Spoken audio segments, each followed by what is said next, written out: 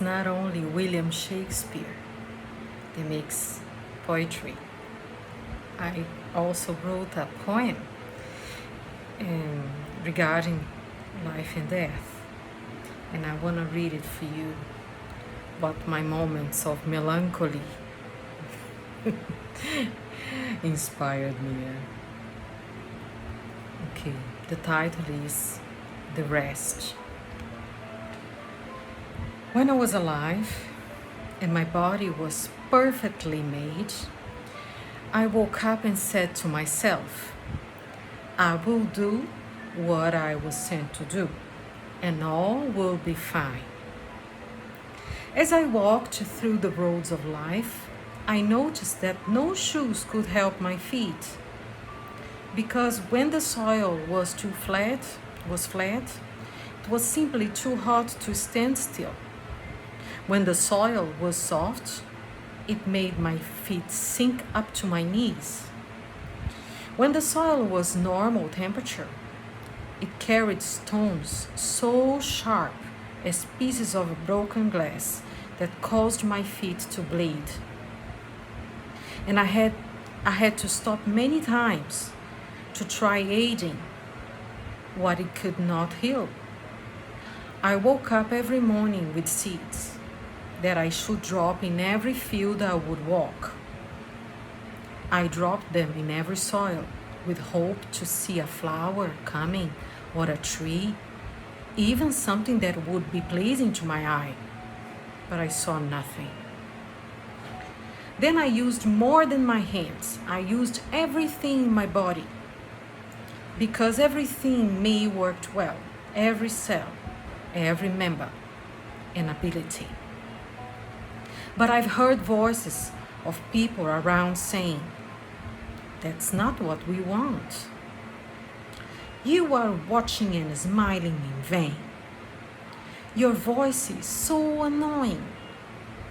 Why your ears does not hear what we do hear? Please do not come again. You cannot sit here. You cannot stand there. Why do you exist at all? There was a time that I stopped to be happy waking up, knowing that the soils out there brings pain to my legs, my feet, and that the lack of appreciation almost stole from my heart the meaning of doing it once again. But I was alive. And once you are alive, you have to get out of bed and use what you still have functioning. So I did it. Sometimes not agreeing with it, but I did it. It was like a mighty hand out of my will that would push me forward and commanding me to go. I spent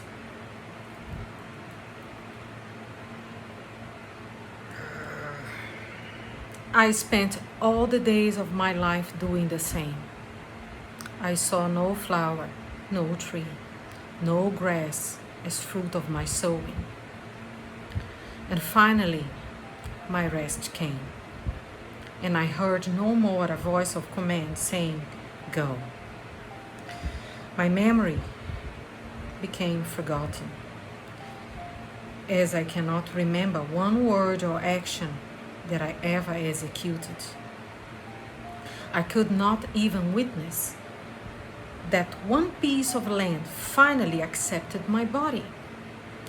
There were a multitude of ants, bugs, cockroaches, worms, waiting anxiously for my body to come.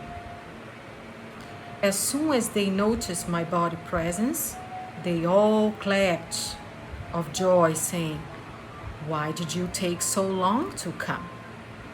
If you arrived earlier, our relatives would not have died of hunger.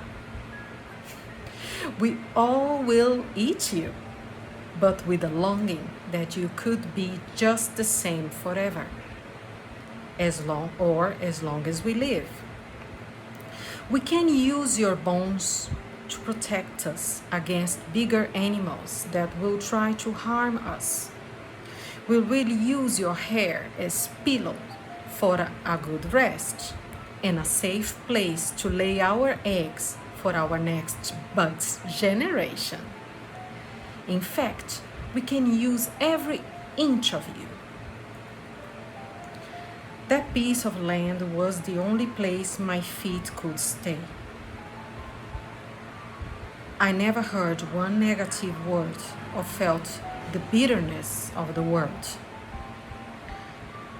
If eternal life is true, as Jesus promised, then someday every piece of my body eaten from the bugs will be claimed, restored, and will shine so bright that whoever said those bitter words to a body that just tried to help will lament that they did not imitate the craving of the bugs, the joy of the ants, and try to use what was ordered for their good.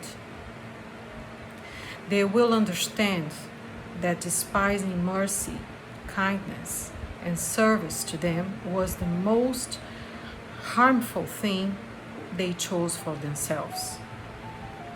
But one thing they wished, and they will get it. That light cannot ever shine over them again. Then I asked Jesus if the flowers, the trees, and the grass truly could exist if the seeds were germinated in those people while I dropped them in life. He made me to understand that all wonderful things that exist never needed a seed if he was welcome. The seeds were just their last chance.